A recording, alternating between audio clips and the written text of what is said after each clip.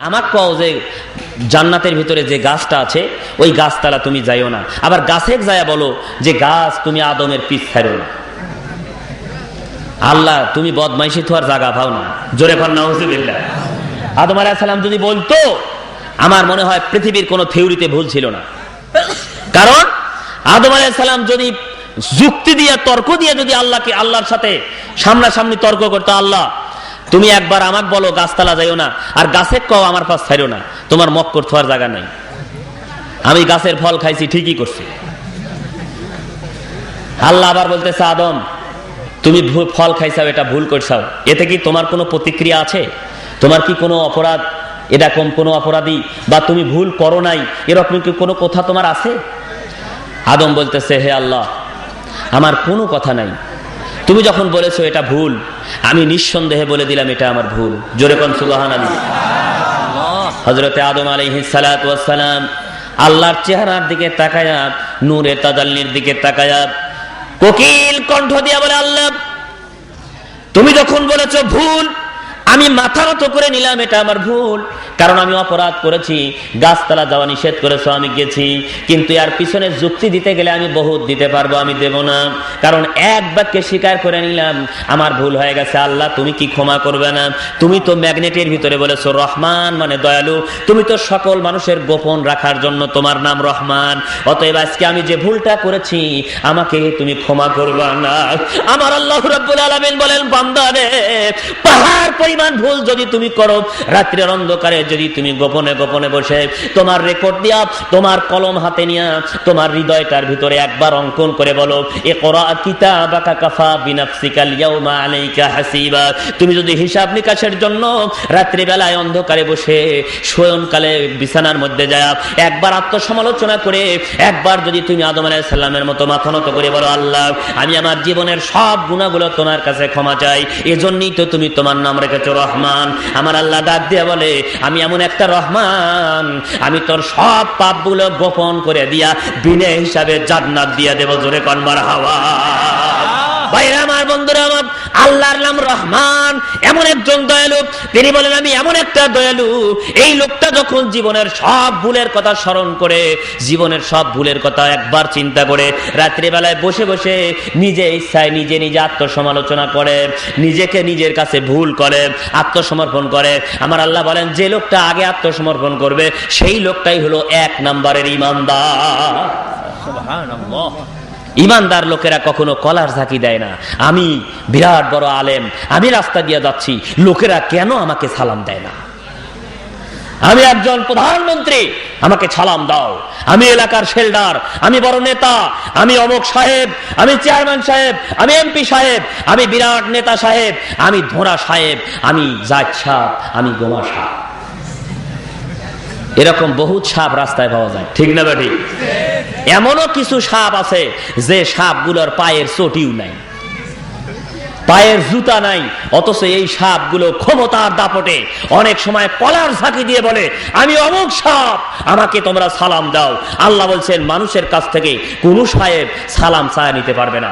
যে লোকটা মাথা নত করবে শান্তি সহকারে, ভদ্রতা সহকারে একজন মানুষের কাছে তার অধিকারকে দিয়ে দিবে, আল্লাহ রাব্বুল আলামিন বলেন সেই লোকটা আমার একটা গুণ পেয়ে গেল, রহমান নামের গুণ পেয়ে গেল। এই লোকটা আর একটা লোকের গোপন রাখলো, খারাপ কথাগুলো গোপন রাখলো, আমি আল্লাহ ওই লোকটার সব কাজগুলো গোপন রাখলো। বন্ধুরা আমার, একজন ব্যক্তি যখন আর একজন ব্যক্তির খারাপ দিকগুলোকে গোপন রাখে, আমার আল্লাহ ওই লোকটার সকল খারাপ দিকগুলোকে গোপন রাখার ওয়াদা তিনি দিয়েছেন। সহিহ হাদিস, জোরে কোন সুবহানাল্লাহ। ভাইরা আমার, বন্ধুরা আমার, এজন্যই তো আমার আল্লাহ সালামের প্রচলন করেছেন। রাসূলকে বলেছেন, রাসূল আত্মসমালোচনা করে নিজেকে নিজে ছোট হওয়ার জন্য একটাই মাত্র কাজ, তা হলো যখন কোনো ব্যক্তির মাঝে উপস্থিত হয় ওই লোকটা যেন আসসালামু আলাইকুম ওয়া রাহমাতুল্লাহ বলে দেয়। এটার কারণে, এই সালামের কারণে আত্মসমর্পণ হয়ে গেল, সালাম দেওয়ার কারণে নিজে নিজে ছোট হয়ে গেল। কিন্তু আমরা যদি মনে করি, ওই আজাজিলের মতো মনে করি, আমি সালাম দেব কেন, আমি তো আগুন দিয়ে তৈরি, আমি মাটিকে কেন সেজদা করব? আজকের সেই ম্যাগনেট যদি কোরআনের ম্যাগনেট ভিতরে ঢোকে নিঃসন্দেহে লোকটা সেফনেস হয়ে যায়। সেফনেস মানে কমলতা, এমন কমলতার হৃদয়ের অধিকারী হয় যে ওই লোকটা যেন মোমের পুতুল। জোরে জোরে পান সুবহানাল্লাহ। মোমের পুতুল কেমন? মোমকে আগুন ধরায় দিলে গলে যায়, মোমের কাজ হলো আগুন লাগলেই গলে। আর এই ইমানদার লোকটার কাছে যদি কোনো ব্যক্তি একবার এসে বলে আসসালামু আলাইকুম ওয়া রাহমাতুল্লাহ, লোকটা মোমের পুতুলের মতো গলে যায়। তার মানে তার অন্তরের ভিতরে কোরআন নামে সূরা ফাতিহা নামক একটা ম্যাগনেট দেওয়া আছে। সিল্লা এখন সুবহানাল্লাহ। সুবহানাল্লাহ। ভাইরা আমার, বন্ধুরা আমার, আমার আল্লাহ রাব্বুল আলামিন রহমান শব্দ উচ্চারণ করেছেন। আমি অপরাধ ক্ষমা করে থাকি। পৃথিবীর সকল মানুষের কাজ হলো অপরাধ করা। যদি ওই লোকটা রাত্রে বেলায় গোপনে গোপনে বলে, কোরআন শরীফের আয়াত দিয়ে আমি দলিল দেয়া যায়, বিসমিল্লাহির রহমানির রহিম, ইন্নামাত তাওবাতু আলাল্লাহি লিল্লাযিনা ইয়া'মালুনাস সুআ বিজাহালাতিন সুম্মা ইয়াতুবুনা মিন করিবিন ফাউলাইকা ইয়াতুবুল্লাহু আলাইহিম ওয়া কানাল্লাহু আলিমান হাকীমা। আল্লাহ রাব্বুল আলামিন বলেছেন, যখন কোনো ব্যক্তি সারাদিন ছোটখাটো অপরাধ করেছে, যে অপরাধগুলো এতই নগ্ন অপরাধ, একেবারে ছোট্ট একটা অপরাধ, ওটাও আমি রেকর্ড করেছি আমার কম্পিউটারের ভিতরে। জোরে কন্যা সুবহানাল্লাহ। আমি আমার কম্পিউটারে ওটাও রেকর্ড করেছি। যেমন কয়েকদিন আগে আমি যখন বিসিএস এর ভাইবা দিতে গিয়েছি, আমি সেখানে যাওয়ার আগে আমি একটা বই পড়লাম। বইটাতে আমি আমেরিকার একটা আইন সম্পর্কে পড়ছিলাম। আমেরিকার আইন, ব্রিটেনের আইন, নারী নির্যাতন, শিশু নির্যাতনের একটা আইন পড়ছিলাম। 4-2 ক খ গ, এই আইনগুলো যখন আমি পড়ছিলাম, সেখানে একটা জিনিস আমার সামনে পড়ে গেল। এবং রাস্তা দিয়ে চলছে, রাস্তার যে ট্রাফিক সম্পর্কে একটা আইন পড়ছিলাম। আমার মনে হলো কোরআনের ম্যাগনেট সম্পর্কে একটা প্রশ্ন আমার হৃদয়ে জাগলো। আমি সঙ্গে সঙ্গে এটা আমি গবেষণা করে লিখে ফেললাম। বন্ধুরা আমার, আমি ওখানে দেখলাম যে একজন ব্যক্তিকে কেস দেওয়া হয়েছে আমেরিকার মাটিতে। একজন ড্রাইভার গাড়ি চালাইতেছে, তাকে কেস দিয়ে দিছে। এখন ওই লোকটা থানায় হাজির হয়েছে, কোর্টে হাজির হয়েছে। হাজির হওয়ার পরে বলতেছে যে স্যার, আমার তো কোনো অপরাধ নাই, আমি গাড়ি চালাইছি, আমার কোনো অপরাধ নাই, আমার রাস্তায় আমি গেছি, কিন্তু আমাকে কেন এভাবে আটকান হলো, আমার গাড়ির নামে কেন কেস হলো? তখন জজ সাহেব বলতেছে নিশ্চয়ই অপরাধ আছে, না থাকলে তো কেস হয় নাই। বলে আমি জানতে চাই। আমি তো জানি না, আমি তো গাড়ি চালাই গেছি, কিন্তু আমার তো কোনো কাজ দেখি না বা কোনো অপরাধ দেখি না, আমি কেন আজকে আসামি? আমার গাড়ি চালানোর সময় কোনো রকমের ভুল হয় নাই। বলে তুমি শিওর? বলে হ্যাঁ আমি শিওর, কোনো ভুল হয় নাই। তখন কম্পিউটার বের করা হলো। কম্পিউটার বের করে দেখা দিচ্ছে, দেখেন তো অমুক জায়গায় আশেপাশে কেউ ছিল না, কোনো মানুষ নাই, কিছু নাই, কিন্তু আপনি হাত বের করে দিয়া গাড়ির জানালা দিয়ে একটা সিগারেটের খাপ ফালাই দিয়েছেন, একটা সিগারেটের প্যাকেট আপনি ফেলেছেন, আর এই প্যাকেটটার জন্য অন্য গাড়ির ডিস্টার্ব হয়েছে। আপনি একটা সিগারেটের প্যাকেট ফালাইলেন রাস্তার মধ্যখানে, কেউ নাই, এলাকায় কোনো ট্রাফিক নাই, কোনো মানুষ নাই, কোনো পুলিশ নাই, আর্মি নাই, বিডিআর নাই, অথচ মাঝখানে একটা প্যাকেট ফালাইছে। কম্পিউটার ধরে ফেলছে যে এই লোকটা কেন রাস্তায় প্যাকেট ফালালো, ধরে ফেলছে। সঙ্গে সঙ্গে ঘরের ভিতরে বসে থেকে ওই সার্জেন্ট কেস লিখে দিছে যে কেন রাস্তার ভিতরে প্যাকেট ফালাইলো, অন্য একটা গাড়ি ওই প্যাকেট ফালানোর কারণে ব্রেক কষে সেখানে একটা অসুবিধার সৃষ্টি হলো।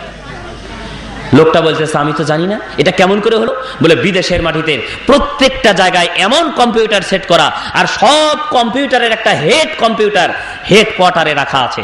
ওই দেশের সকল রাস্তা দিয়ে যত গাড়ি চলতেছে সবগুলো ওই তার হেড কম্পিউটারের ভিতরে দেখা যাচ্ছে। এটা হলো পৃথিবীর মানুষের তৈরি। একটু জোরে কোন সুবহানাল্লাহ।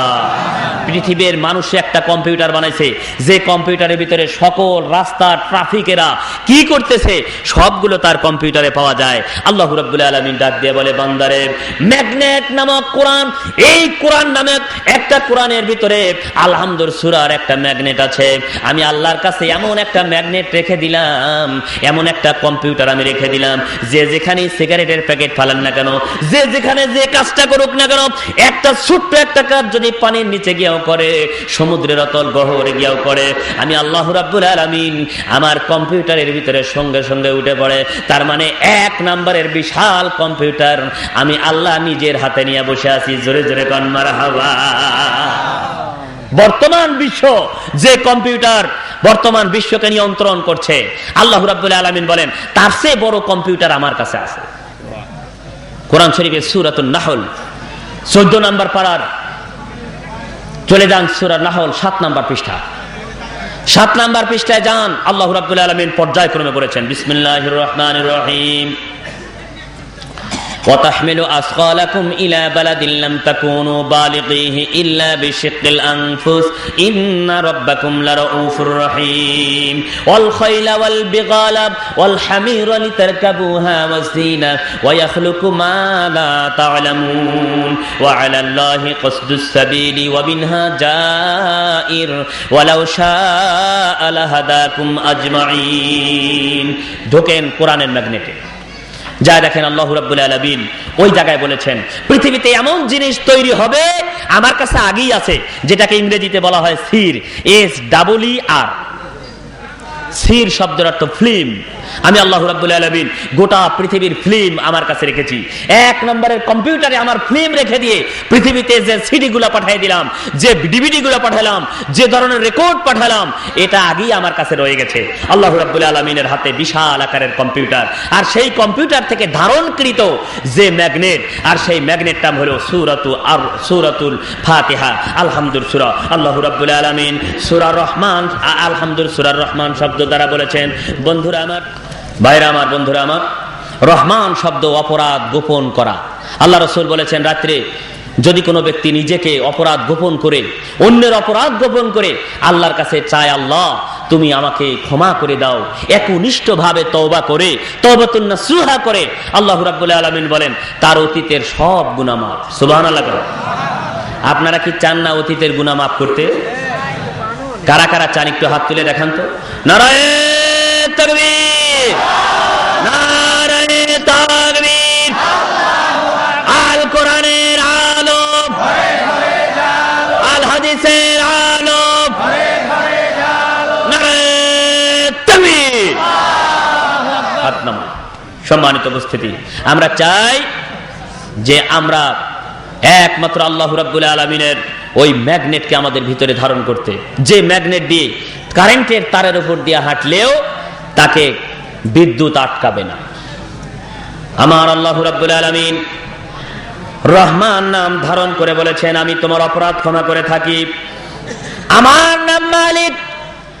5 নম্বরের নাম হলো মালিক, 4 নম্বরের নাম রহিম, তিনি অপরাধ ক্ষমা করে দেয়। আর 5 নম্বরের নাম হলো মালিক।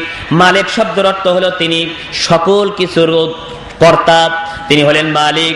আর তিনি বলেছেন তুমি আমার আয়াত্তাধীন, তোমার বিচারের দিন কিয়ামতের ময়দানে আমি যেদিন তোমাদের সকলের মালিক হয়ে দাঁড়াবো, কাহার নাম ধারণ করে যেদিন কিয়ামতের ময়দানে হাজির হয়ে যাব। শয়তান তোমাদের ধোঁকা দেওয়ার জন্য দুনিয়াতে পাগলের মতো ছুটছে, কিন্তু শয়তান ধোঁকা দিতে পারে নাই, আদর করে তোমাকে কাছে ডেকে নিতে পারে নাই। ওই শয়তানের বুকে লাথি মেরে তোমরা কোরআনের সূরা ফাতিহার ম্যাগনেটকে ধারণ করেছো, এরপরে নামাজ পড়েছো, রোজা রেখেছো, তোমার হৃদয়টাকে পরিষ্কার করেছো। আজকে আল্লাহ রাব্বুল আলামিনের হাতে কিয়ামতের দিন তুমি যখন এসেছো, আমি আল্লাহ রাব্বুল আলামিন তোমার মালিক, আমি এমন একজন মালিক তোমার জীবনের সব কিছু ক্ষমা করে দিয়া জান্নাতুল ফেরদাউস তোমার জন্য ওয়াজিব করে দিলাম। জোরে সোরে কোন সুবহানাল্লাহ।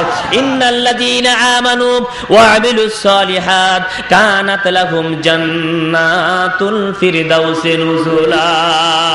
যে লোকগুলো ঈমানদার, যে লোকগুলো আল্লাহর সৎ কাজ করে, ভালো কাজ করে, আর মন্দ কাজ থেকে বিরত থাকে, নেক কাজকারী, এই লোকগুলোর জন্য কানাত লাহুম জান্নাতুল ফিরদাউসি নুজুলা, তারা নিঃসন্দেহে বেহেশতে যাবে। আমরা আজকে যারা এসেছি তারা নিঃসন্দেহে বেহেশতে যাব। রাজি আছি তো আমরা? আল্লাহ যেন আমাদেরকে জান্নাতবাসী করে কবুল করেন, জোরে বলুন আমিন। তবে একটা গল্প করে নেই, শয়তান আমাদেরকে কিভাবে কাছে ডাকে। এমন ভাবে শয়তান আমাদের সাথে মেশে যেটা আমরা কোনোদিন ধারণাও করতে পারি না। কিরকম একটা উদাহরণ দিয়ে আমি বলি, দেখুন উদাহরণটা হবে রোমান্টিক উদাহরণ। আমি আমার আলোচনার সঠিক দিকে আমি চলে যাচ্ছি। নিশ্চয়ই রোমান্টিক আলোচনা আমি কিছুক্ষণ করব, আপনারা কেউ রাগ করেন না। রাগ করবেন কি? 2-1টি রোমান্টিক উদাহরণ দিতে চাই। যেমন শয়তান আমাদেরকে কাছে ডাকতেছে। কিভাবে ডাকে? যেমন একটা ছোট ছেলে হাঁটি হাঁটি পা পা করে যুবক হয়ে গেছে, বিবাহের সময় হয়ে গেছে। এখন এই লোকটা কি করলো? কোনো একটা মেয়ের সাথে ভালোবাসা করছে। এমন একটা সুন্দরী মেয়ে যার সাথে এই ছেলেটা ভালোবাসার বন্ধনে আবদ্ধ হয়ে গেছে। আল্লাহ রাব্বুল আলামিন কিন্তু কোরআন শরীফে ভালোবাসার কথা বলছে। সুবহানাল্লাহ। কোন ভালোবাসার কথা আমি সেটা বলবো। লাভ শব্দের অর্থ ভালোবাসা, ইংরেজিতে লাভ, আরবিতে হুব্বুন। হুব্বুন শব্দের অর্থ ভালোবাসা। আল্লাহ রাব্বুল আলামিন তার রাসূলকে মাহবুব শব্দ ব্যবহার করেছেন, তার মানে ভালোবাসার এমনই একটা প্রাণ কেন্দ্র। আজকে সেই ছেলেটা, ইয়ং যুবকটা একটা মেয়েকে ভালোবাসে, I love you, I love you. মেয়েটাকে এমন ভালোবাসছে, বাবা জীবন দিয়ে দেব, কয় তুমি আমার জান, তুমি আমার প্রাণ, তুমি আমার আসমান, তুমি আমার জমিন, তুমি আমার মাটি, তুমি আমার কুত্তা। তার মানে বলতে বলতে শেষ পর্যন্ত বলে ফেলে তুই আমার কুত্তা। বলার কিচ্ছু নাই, কিন্তু আসলে শুধু ঠোঁটে ঠোঁটে, অন্তরের মধ্যে না। কয় আমি তোর জন্য জীবন দিতে প্রস্তুত। কয় তাহলে তুই যদি আমার জন্য জীবনই দিতে চাস তাহলে আগে জীবনটা দিয়েই নি। কয় আমি যদি জীবন দেই তাহলে তো ভালোবাসবে কে? কয় তাহলে তো এক নম্বরের জীবন দেওয়া হলো না। এখন এই ছেলেটা, ইয়ং ছেলেটা একটা ইয়ং যুবতীকে ভালোবাসে। লোকেরা কি করলো? এটা ধরে ফেললো, ধরা খেয়ে গেছে। এবার ওই ছেলেটাকে বাড়ির থেকে তাড়ায়া না দিয়া মেয়েটাকে বাবার বাড়ির থেকে নানার বাড়ি পাঠিয়ে দিল। এরকম ঘটনা আমাদের দেশে ঘটে কি ঘটে না? মেয়েটাকে খোঁজ পাওয়ার পর মেয়েটাকে নিয়ে চলে গেছে নানার বাড়ি। এখন নানার বাড়ি চলে গেছে, শয়তান কিভাবে আমাদেরকে আকর্ষণ করে একটু শুনুন। ভাইরা আমার, বন্ধুরা আমার, এবার ইয়াং যুবকটার অন্তরের ভিতরে একটা মাত্র নাম, ওই মেয়েটার নাম। ওই মেয়েটাকে এমন ভালোবাসা বাসছে, হৃদয় দিয়া মেয়েটাকে ভালোবাসে। কেমন ভালোবাসা বাবা? অন্তরের ভিতরে শুধু একটা মাত্র নাম, ও আমার বিউটি, ও আমার বিউটি। বিউটি ছাড়া তার হৃদয়ের ভিতরে ভালো লাগে না। বিউটি নানির বাড়ি চলে গেছে অনেক দূর। বিউটির সন্ধান পেতে হলে বাবা অনেক দূরে যেতে হবে। এই বিউটিকে দেখার জন্য অন্তরের ভিতরে শুধু জাগে কয়, বিউটি রে আমার বিউটি, কখন আমি তোর জন্য হয়ে যাব ডিউটি।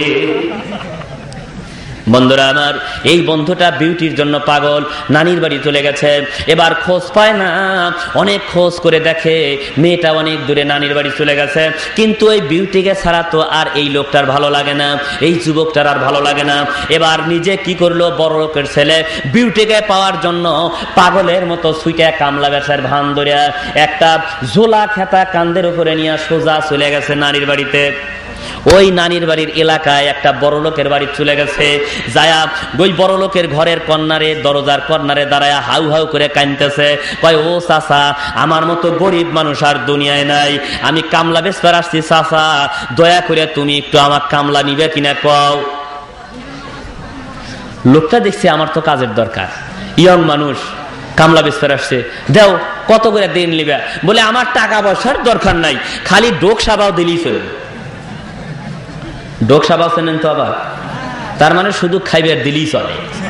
গ্রাম অঞ্চলের কিছু কিছু ভাষা, যেমন পাবনা, সিরাজগঞ্জ, বগুড়া বা আপনাদের এলাকায় আছে কিনা, এই এলাকার ভিতরে মাংনা কামলা, শুধু পেট পূর্তি ভাত খাওয়া আর কাজ করা, একে বলা হয় ডোক সাবাও কামলা।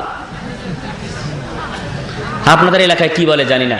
কয়, মুরব্বী আমাকে শুধু কামলা নেন, পাইট নেন, টাকার দরকার নাই। কিসের জন্য? তার মনের ভিতরে একটা মাত্র নাম জপতেছে, সেটা হলো আমার বিউটি। এই এলাকায় আমার বিউটি আছে, আমি যদি এই বাড়িতে কাজ করি তাহলে দৈনিক একবার করে আমার বিউটির সঙ্গে সাক্ষাৎ হবে। আল্লামা ইকবাল এ সম্পর্কে তার কবিতার ভাষায় বলেছে, যদি কোনো ব্যক্তি কোনো প্রেমিকাকে ভালোবাসে, ওই প্রেমিকার বাড়ির কুত্তা দেখলেও গলা জড়ায়া ধরতে ইচ্ছা করে। ঠিক না বেঠে? জোরে বলুন না, ঠিক না বেঠে? আল্লামা ইকবাল তার কবিতার মধ্যে বলে, ওই প্রেমিক যদি তার প্রেমিকাকে পেতে চায় তাহলে তার ওই বাড়ির কুত্তাকে দেখলেও গলা জড়ায় চুমা খেতে ইচ্ছা করে। এই নায়ক কি করলো? নায়কটা কামলা বেচা শুরু করেছে।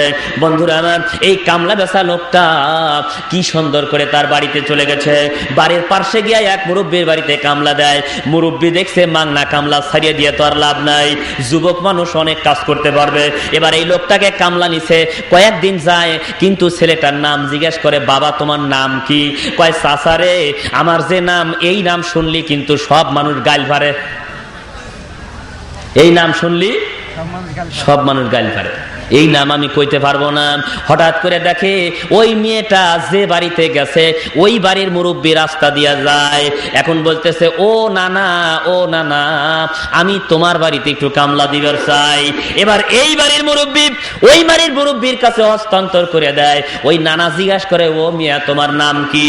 কয় আমার যে কি নাম, ইয়া যদি বলবার যাই তাহলে লোকেরা আমার গাইল ভারে, এই জন্য আমি আমার নাম বলি না। কয় না, বলতেই হবে, তা না হলে আমি কি বলে তোমারে ডাকবো? এবার ছেলেটা অনেক কষ্টে গোপন ভাবে বলতেছে যে কাউকে বলেন না আমার যে নাম, ইয়া যদি ব্যক্ত করি তাহলে লোকেরা আমাকে গাল দেয়। ও নানা, আমার যে নাম বিদঘুটে নাম, আমার নাম হলো নাতিন জামাই। ওর নাম কি? একটু জোরে কন্যা, নাম কি? শয়তানের পেঁয়াজ, বুঝেন? এখন ওই বাড়িতে কিন্তু ওই বিউটি নামক মেয়েটা আছে।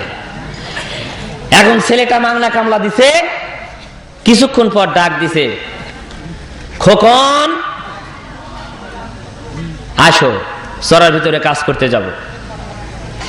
খোকন, আমাদের এলাকার লোকজন ডাক দেয় না, খোকন আসো কাজ করতে যাব।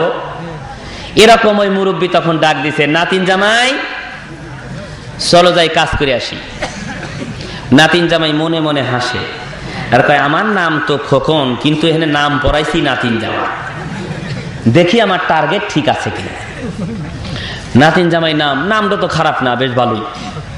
এখন কিছুদিন পর এরকম যায়, একদিন, দুদিন, 3 দিন, ওমরা নাতিনের সাথে ঠিকই কথা কয়, আবার এখানে নাতিন জামাই চরার ভিতরে কাজ করে। এরকম বেশ কিছুদিন পর এই বিউটির সাথে তার ভালো একটা আন্ডারস্ট্যান্ডিং হয়ে গেছে, কেউ আর জানতেছে না যে এই সেই খোকন। এখন একদিন নাতিন জামাইয়ের হাত ধরে নিয়ে রওনা করছে। নাতিন জামাই আর নাতিন দুইজন আঙ্গুল ধরে নিয়ে রাস্তা দিয়ে যায়। এখন ওই নানা কান দেয়ার কয়, ও লোকেরা তোমরা আইগাও, আমার নাতিন জামাই নাতিন নিয়ে চলে গেল। লোকজন কয়, এর মতো বোকা মানুষ তো আর দুনিয়ার নাই, এই মিয়া নাতিন জামাই তো নাতিন নিয়ে যা। তখন মুরব্বী কইতেছে, কয়া তোমরা বুঝো না, এই নাতিন জামাই হে নাতিন জামাই না, এই লোকটার নামই নাতিন জামাই। আমার আল্লাহ রাব্বুল আলামিন বলেন, শয়তান যখন একজন মানুষকে নাম ধারণ করে, নাতিন জামাই নাম ধারণ করে, এমন ভাবে খোকন নাম বাদ দিয়া নাতিন জামাই নাম ধারণ করে আমাদের ভিতরে ঢুকে পড়ে, আমরা অনেক সময় মনে করি এটা মনে হয় ভালোই কাজ, কিন্তু আমার আল্লাহ রাব্বুল আলামিন বলেন শয়তান কিন্তু এভাবে নাতিন জামাই নাম পড়ায় ঢুকে পড়ে, কিন্তু হঠাৎ করে কোনো এক সময় নাতিনের হাত ধরে নিয়ে যখন পালায় যায় তখন যা হুঁশ আসে এটা আসল নাতিন জামাই না, এটা নাম ধারণ করা নাতিন জামাই। ভাইরা আমার, বন্ধুরা আমার, আজকে ম্যাগনেটের দিকে তাকালে, আলহামদুলিল্লাহ সূরার দিকে তাকালে, কোরআনের দিকে তাকালে, যখনই কোনো ব্যক্তি কোরআনের কথা বলতে যায় এক শ্রেণীর লোকেরা এখানে বাধা দিয়া বলে এটা সঠিক নয়, এইটা সঠিক, এটা সঠিক নয়, ওইটা সঠিক। আজকে সেই শয়তানের দলেরা এই লোকগুলার ভিতরে নাতিন জামাই সাইজে ঢুকে যায়।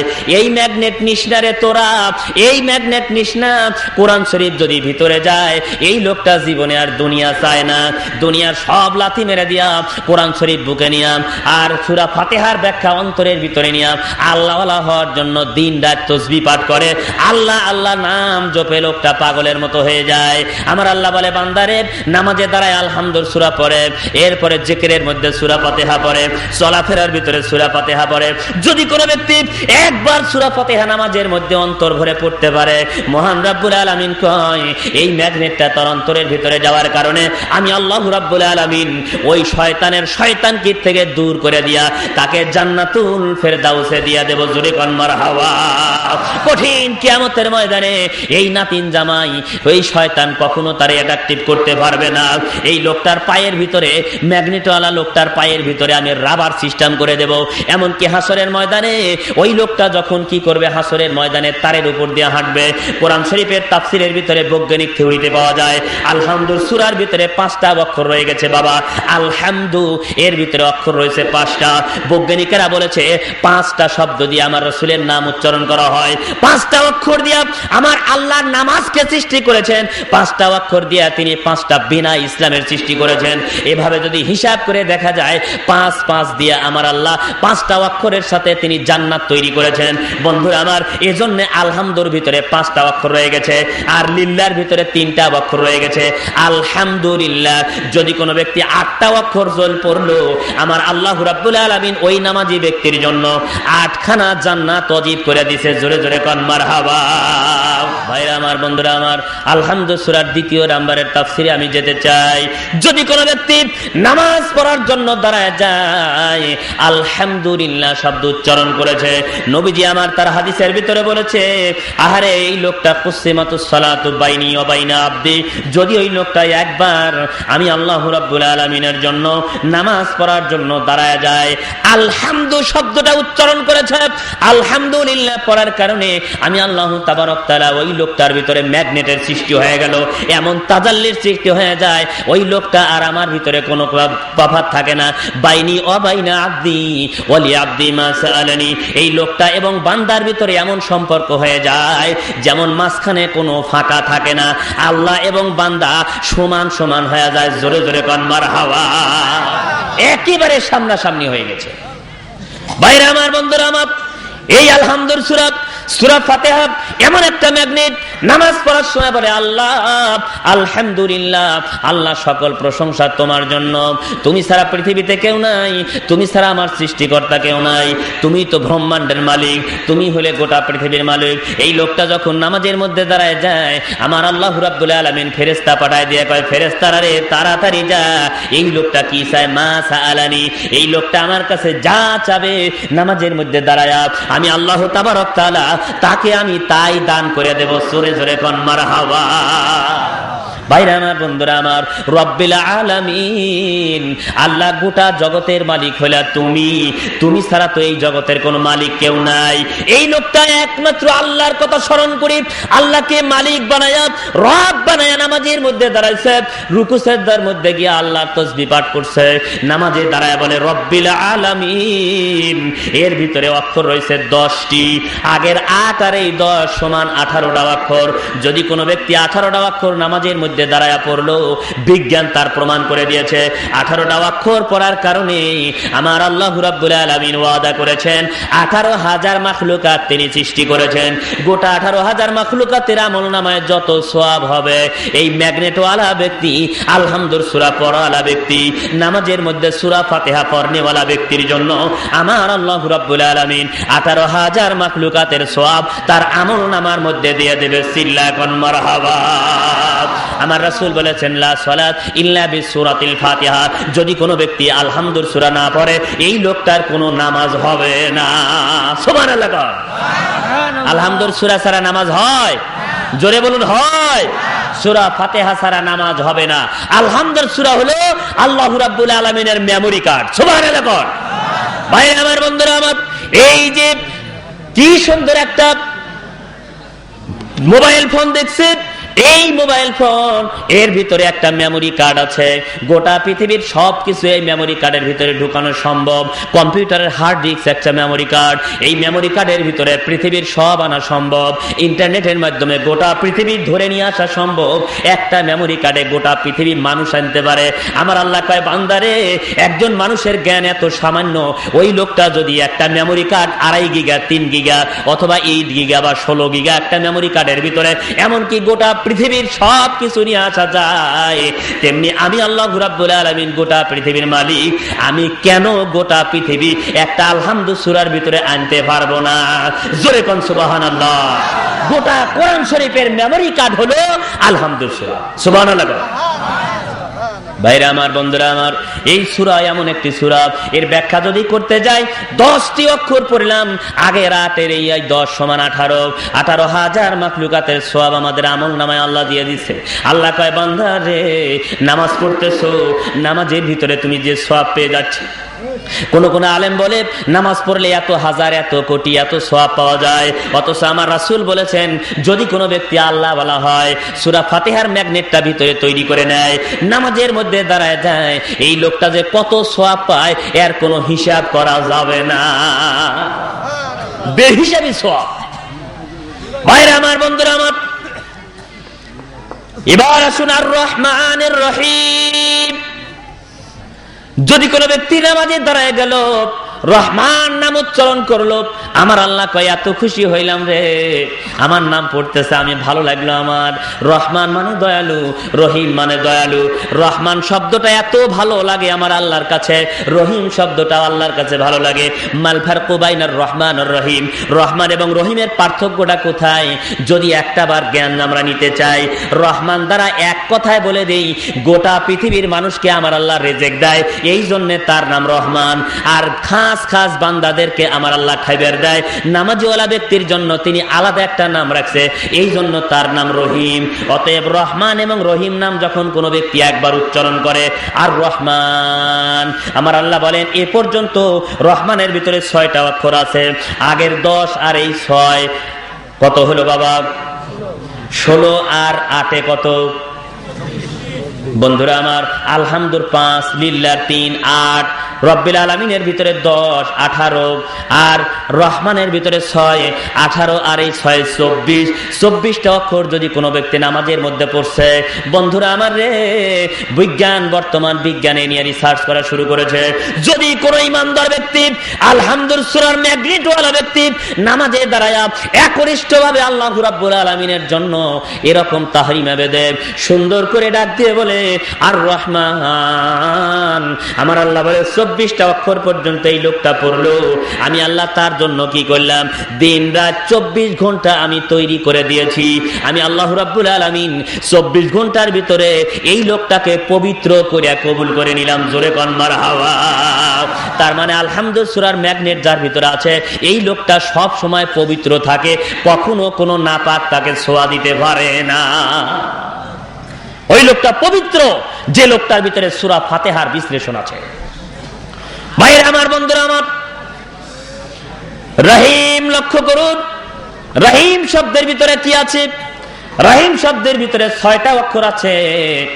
এই অক্ষর 6টা, আল্লাহ রাসূল বলেছেন 6টা অক্ষর যদি কোনো ব্যক্তি একবার পড়ে, আগের 24 আর এই 6, আলহামদুলিল্লাহি রাব্বিল আলামিন আর রহমানির রহিম, এ পর্যন্ত মোট অক্ষর আছে বাবা 30টা। আগের 24 আর এই 6 সমান 30।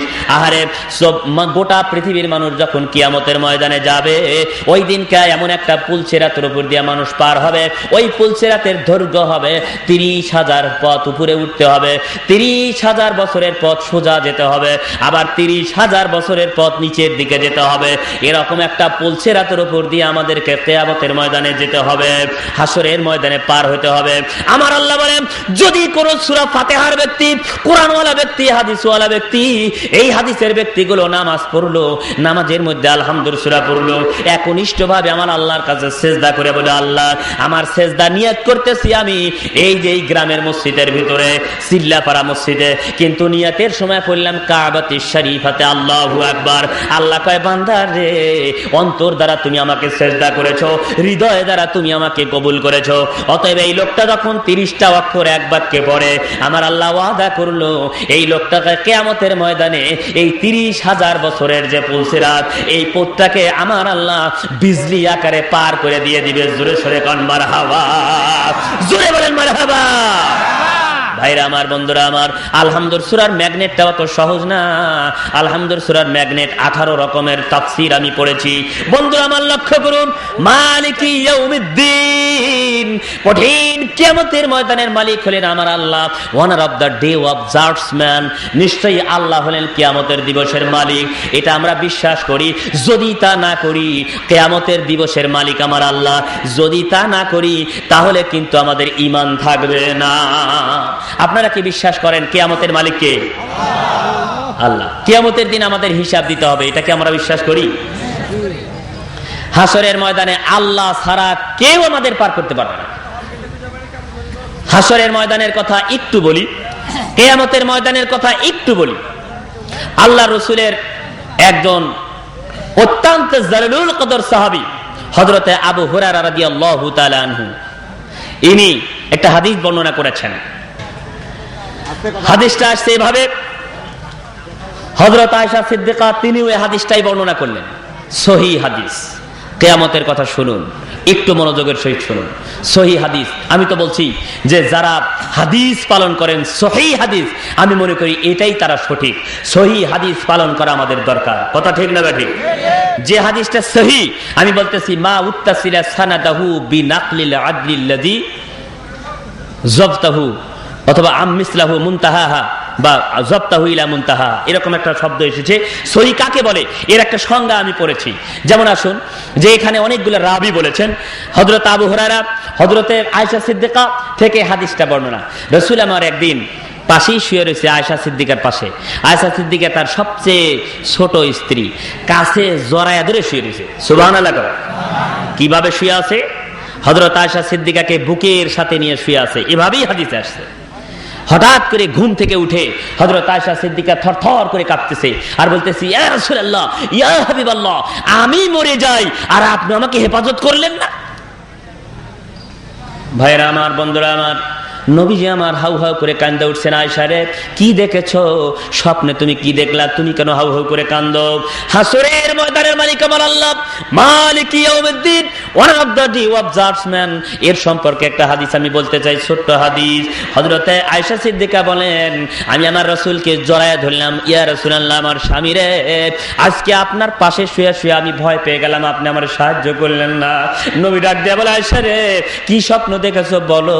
আয়েশা বলে, হুজুর, আমি স্বপ্নে দেখলাম বিশাল আকারের একটা বাঘ পিছন থেকে আমারে তাড়া দিয়েছে। জোরে কোন সুবহানাল্লাহ। হাউমাউ করে দৌড় দিয়েছি, দৌড়াতে দৌড়াতে আমি আর কোথাও কোনো স্থান পাচ্ছি না, হা করে আমাকে কামড় দেওয়ার জন্য আসতেছে। নবীজি আমার চোখ দিয়ে পানি ফালায় আর ডাক দিয়ে বলে, আয়েশা রে, এই বাঘ দেখলে তারপরে কি হলো? আয়েশা সিদ্দিকা কান্দে আর বলে, হুজুর, এই বাঘ যখন আমারে তাড়া দিল, দ্রুত গতিতে আমি দৌড়াইতেছিলাম, আপনি আমার পাশে শুয়া, অথচ আপনি বুঝতে পারলেন না। নবীজি বলেন, আয়েশা রে, কিয়ামত এমন একটা জিনিস, পাশেই ঘুমন্ত অবস্থায় থাকবে, একজন ব্যক্তি কবরের মধ্যে ঘুমায় আছে আর একজন তার কবরের পাশে আসে, কেউ জানতে পারবে না। মৃত্যু এমন একটা জিনিস, একজন মৃত্যুবরণ করছে, পাশেই বসে আছে, জানতে পারে না। আয়েশা সিদ্দিকা বলো, বাঘ তোমারে তাড়া দিল, স্বপ্নে তো আমি কিছুই করতে পারবো না। এবার বাঘ তাড়া দিয়েছে, আয়েশা সিদ্দিকা দৌড় দিয়েছে রাস্তার মাঝখানে, যাইতে যাইতে হাঁপায়া গেছে, শরীর অসুস্থ হয়ে পড়েছে, আর বল পাচ্ছে না, শরীরটা ক্লান্ত হয়ে গেছে। দেখে বিশাল একটা বট গাছ, ওই গাছের উপরে দ্রুত গতিতে হযরতে আয়েশা সিদ্দিকা গাছের আগার ডাল পর্যন্ত উঠে গেছে। জোরে সোরে কোন মারহাবা। ভাই হুজুর, আমি পিছনে তাকাই দেখি বাঘ আমারে ছাড়ে নাই, বাঘ আমাকে তাড়া দিচ্ছেই। আমি আবার উপরের দিকে উঠলাম, গাছের আগার ডালে উঠে গেলাম, একেবারে গাছে উঠে থরথর করে কাঁপতেছি। পিছনের দিকে তাকায় দেখি বাঘ ওখানে দাঁড়ায় রয়েছে, আমার দিকে তাকায় আছে। আমি ভয় পেয়ে গেলাম, ইয়া রাসূলুল্লাহ, ইয়া হাবিবাল্লাহ। আমি দেখি যে গাছের উপরে উঠলাম, ওই গাছের তলায় বিরাট একটা কূপ, একটা মাত্র ডাল, ওই ডালের নিচে বিশাল একটা কূপ। আমি যদি ওই কূপের ভিতরে পড়ে যাই, এটা আমার ভয় লেগে গেল। আমি চোখ বন্ধ করে আছি, আবার আমি দেখতেছি ওই বাঘটা যেন ওখান থেকে আমারে থাবা দেওয়ার জন্য হা করে দাঁড়ায় রয়েছে। ও হুজুর, আমি নিচের দিকে তাকাই দেখি কূপ দেখা যায়, উপরের দিকে তাকাই দেখি কে যেন আমার দিকে ধমক দেয়। আমি ডাইনে তাকাই, বামে তাকাই, এদিক ওদিক তাকান শুরু করেছি। ডান দিকে তাকাই ভয় পাই, বাম দিকে তাকাই ভয় পাই। আমি আমার গাছের নিচের দিকে তাকাই দেখি বড় বড় দুইটা ইঁদুর, একটা সাদা ইঁদুর, একটা কালো ইঁদুর, দুইটা ইঁদুর আমার গাছের গোড়া কাটিয়ে দিতেছে। জোরে কোন মারহাবা। হযরত আয়েশা সিদ্দিকা কান্দে, ইয়া রাসূলুল্লাহ, আমি এই জিনিস দেখি হাউ হাউ করে কাঁদতেছিলাম। আমি কান্দা কান্দা আপনার বুকে জড়ায় ধরলাম, হুজুর, আপনি আমার সহযোগিতা করলেন না। এর চেয়ে বড় বিপদ আর নাই। এত বড় বিপদ আমার চোখের সামনে পড়ে গেল। আমি দেখি পিছন থেকে একটা বাঘ তাড়া দিল, গাছের ডালে উঠলাম, গাছে উঠেও আমার শান্তি নাই। দুইটা ইঁদুর, সাদা ইঁদুর আর কালো ইঁদুর, দুজন ইঁদুর পাল্লা দিয়ে আমার গাছের গোড়া কাটতেছে। আমি লক্ষ্য করে দেখতেছি কিছুক্ষণের ভিতরে গাছটা কেটে যাবে। এরপরে আমি দেখলাম, হায়, আমি এখন কি করি? গাছ থেকে নামার কোনো উপায় নাই। গাছের নিচে বাঘ পিছনে হা করে রয়েছে, ইঁদুর দুইটা গাছের গোড়া কাটতেছে। আবার যদি আমি গাছের উপর থেকে পড়ে যায়, তাহলে নিচে বিশাল আকারের একটা অন্ধকূপ।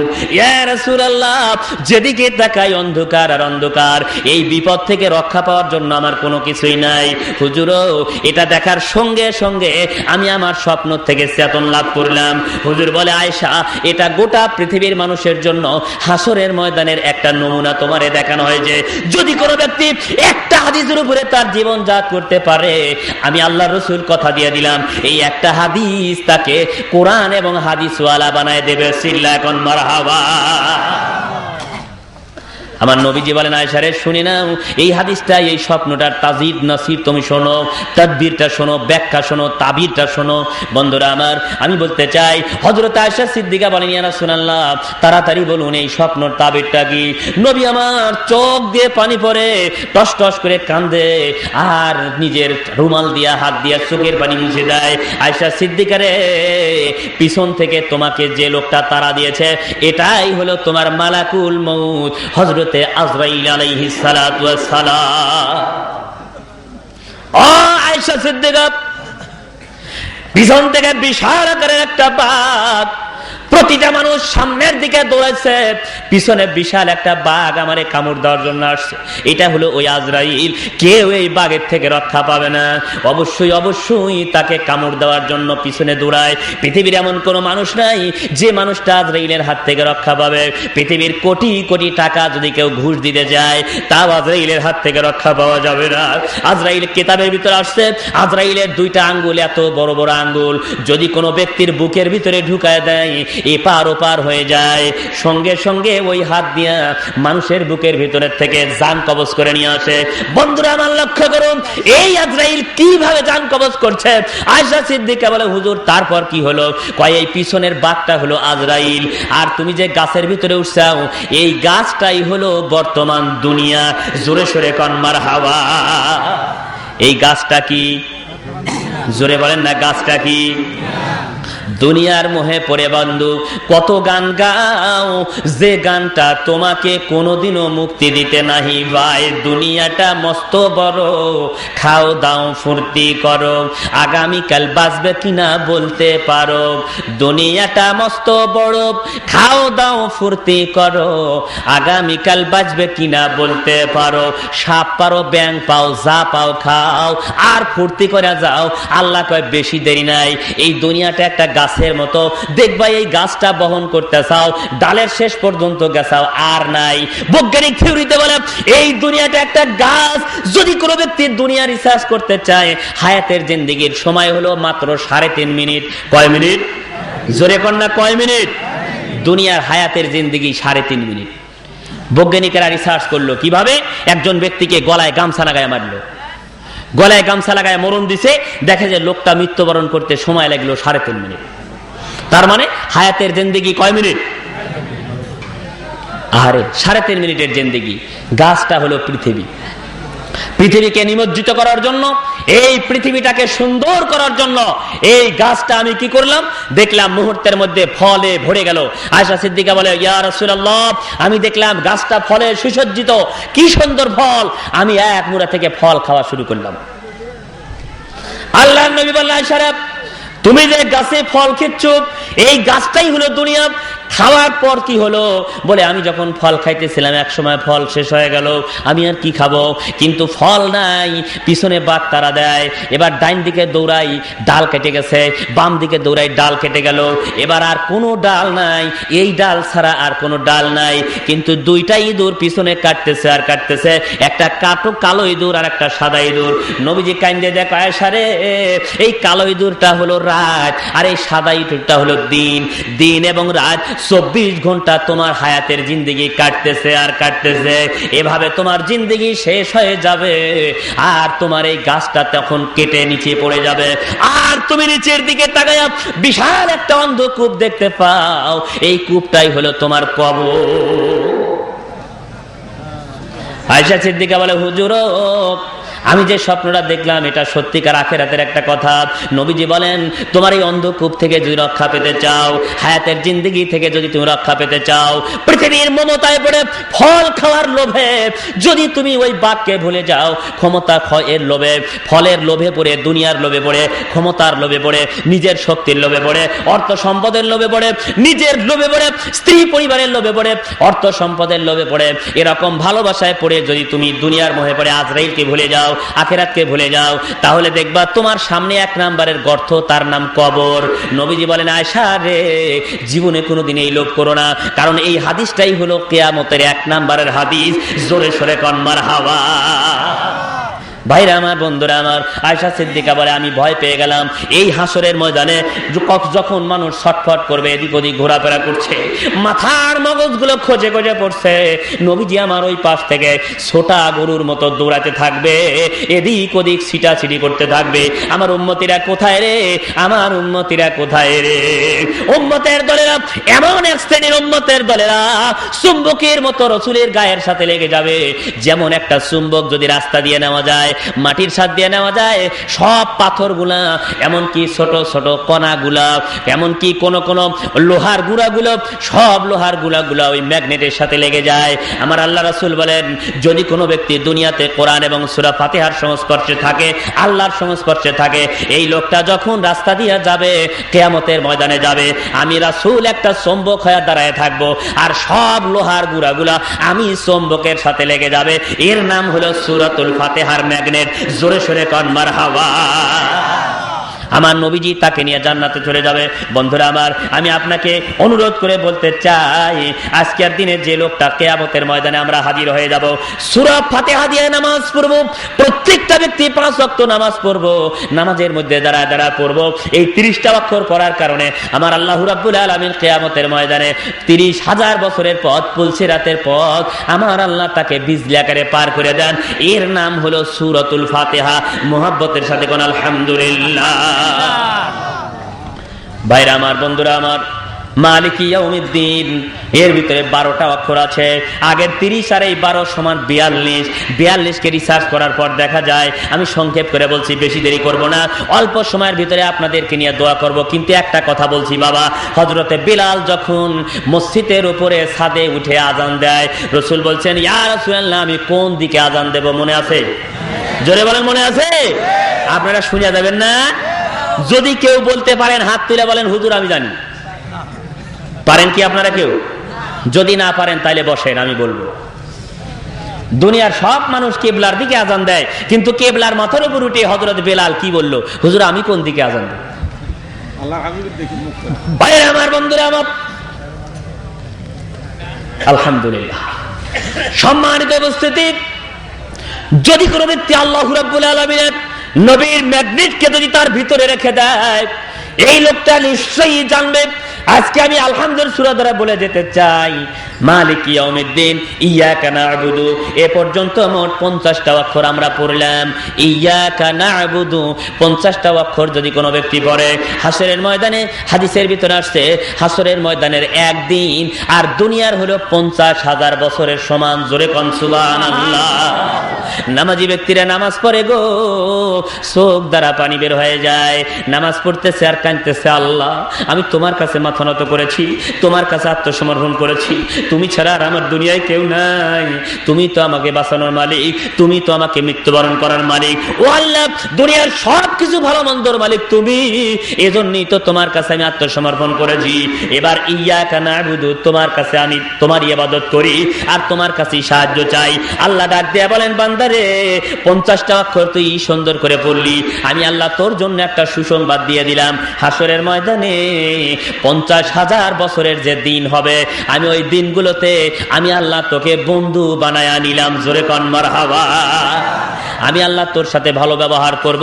50টা অক্ষর পড়ার কারণে এই লোকটা নামাজি হয়ে গেছে, সূরা ফাতিহা জানছে, আলহামদুলিল্লাহ সূরার ব্যাখ্যা জেনে নামাজ পড়েছে, আলহামদুলিল্লাহ সূরার অর্থ জেনে নামাজে দাঁড়ায় গেছে, আর নামাজ কাজা করে না। এই লোকটার জন্য সুসংবাদ, ওয়া ইয়াকা নাস্তাঈন, এর ভিতরে অক্ষর আছে মোট 11টা। আগের 50 আর এই 11 সমান প্লাস হয়ে গেল 61। কত হয়েছে? 61টা অক্ষর রয়ে গেছে। আল্লাহ রাব্বুল আলামিন 61টা অক্ষর কি জন্য বললেন? বৈজ্ঞানিকরা এই নিয়ে থিওরি করা শুরু করেছে, রিসার্চ করা শুরু করেছেন। আমি এক সময় এতে নিপজিত হলাম, এইটা আমার চোখের সামনে পড়ে গেল, আমি অ্যাট্রাকটিভ হয়ে গেলাম, ব্লিস্ট হয়ে গেলাম, দেখলাম হৃদয় বিদারক ঘটনা।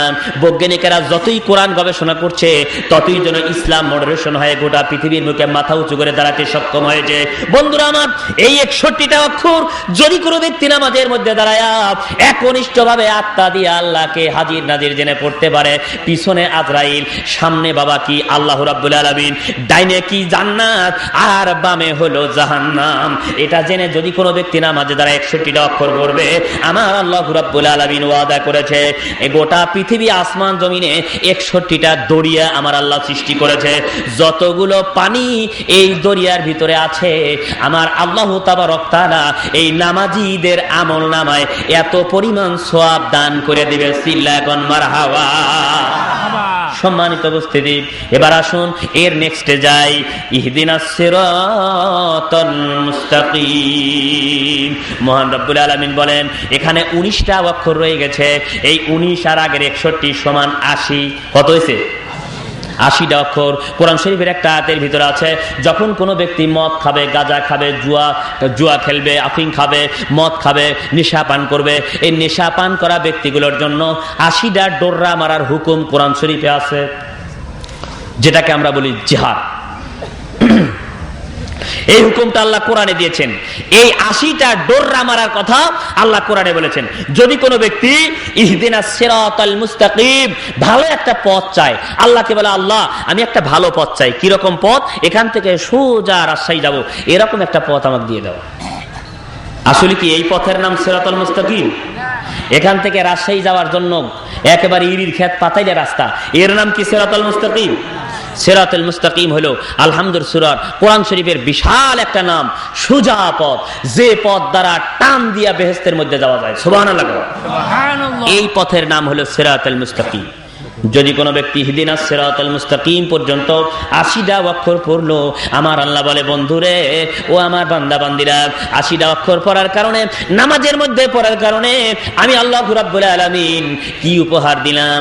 এই লোকটাকে জীবনে আর কোনদিন 80 ডোরা মারা লাগবে না, তার মুখকে পবিত্র করে রাখলাম আমি আল্লাহ। একে কিয়ামতের ময়দানে পবিত্র বলে ঘোষণা দিলাম।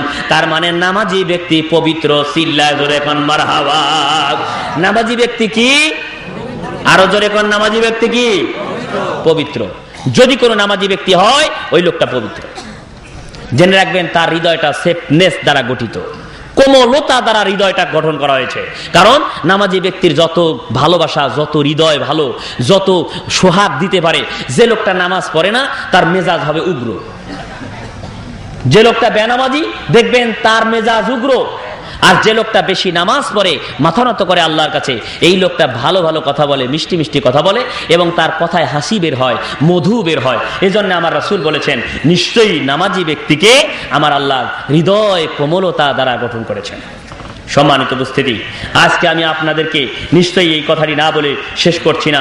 সূরা ফাতিহার শেষে এসে আল্লাহ রাব্বুল আলামিন শেষে এসে বলেছেন সিরাতাল্লাযীনা আন'আমতা আলাইহিম গায়রিল মাগদুবি আলাইহিম ওয়ালাদ-দাল্লিন। এখানে 44টা অক্ষর আমার আল্লাহ রাব্বুল আলামিন দিয়েছেন। কম্পিউটার হিসাব করে দেখা যাক এই 44টা অক্ষর আগের 80 আর এই 44 মোট 124টা অক্ষর কোরআন শরীফের সূরা ফাতিহার ভিতরে আছে। গোটা পৃথিবীর সব মানুষকে তৈরি করার জন্য আমার আল্লাহ রাব্বুল আলামিন পৃথিবীতে 1,24,000 পয়গম্বর দিয়েছেন। এই মানুষগুলোকে চড়ানোর জন্য, এই মানুষগুলোকে সঠিক পথ প্রদর্শনের জন্য 1,24,000 পয়গম্বর তিনি এই গোটা পৃথিবীতে প্রেরণ করেছেন। মতান্তরে 2,24,000। বন্ধুরা আমার, 1,24,000 পয়গম্বরের নাম যেরকম পাওয়া যায়, তেমনি এই সূরা ফাতিহার ভিতরেও 124টা অক্ষর আমার আল্লাহ দিয়েছেন এবং বলে দিয়েছেন একটা পয়গম্বর সমান 1,24,000 সমান 124 সমান 1000 করে যদি ভাগ দেওয়া যায়, গুণ দেওয়া যায়, তাহলে 1,24,000 হয়ে যায়। আমার আল্লাহ বলেন নামাজের মধ্যে দাঁড়ায় যদি কোনো ব্যক্তি 1,24,000 পয়গম্বরের সওয়াব পেতে চায়, তাহলে সে যেন নামাজের মধ্যে আলহামদুলিল্লাহ সূরা পড়ে, সূরা ফাতিহা পড়ে, তাহলে ওই লোকটার আমলনামায় 1,24,000 নবী রাসূলের যত সওয়াব আছে সব সওয়াবগুলা এই নামাজি ব্যক্তির আমলনামার মধ্যে দেওয়া হয়। জোরে সোরে কোন মারহাবা, আরো জোরে কোন মারহাবা। বন্ধুরা আমার, এজন্য সূরা ফাতিহার একটা ব্যাখ্যা আমি বলতেছি। আমি আরো কয়েকটি ব্যাখ্যা বলবো যেটা আপনারা আর শোনেন নাই, কিন্তু তার আগে একটা প্রশ্নের উত্তর নিশ্চয়ই আমি না দিয়ে যাব না। হযরতে বেলাল ছাদের উপরে উঠে কোন দিকে আযান দিচ্ছিলেন নিশ্চয়ই এটা আমি বলবো। কিন্তু আমার ভালো লাগছে আজকের এই দিনে আপনারা যে জায়গায় আসছেন, এই মসজিদের কি সুন্দর একটা মসজিদের সামনে আমরা বসেছি, একজন ব্যক্তিও আমরা উঠবো না, রাজি আছি নাকি? কেউ তো কথা কন না, রাজি আছি কি? আমরা হযরত বেলালের ওই কথা না শুনে যাব না, একজনও উঠবো না। আমি অল্প কিছুক্ষণের ভিতরেই এই কথাটা বলবো ইনশাআল্লাহ। আমরা এখানে বসেছি একটা মসজিদের জন্য। কথা বলেন, কার জন্য? একটা মসজিদের উদ্যোগে আমরা সূরা ফাতিহা নিয়ে কিছু কথা বলতেছি। আমি বিজ্ঞানী কিছু থিওরি আপনাদেরকে দেব আলহামদুলিল্লাহ সূরার জন্য। রাসূল সাল্লাল্লাহু আলাইহি সাল্লাম বলেছেন, তার মুখের কথা, যদি কোনো ব্যক্তি মসজিদের জন্য, মসজিদ মানে আল্লাহর ঘর, মসজিদ কার ঘর? আল্লাহর ঘর।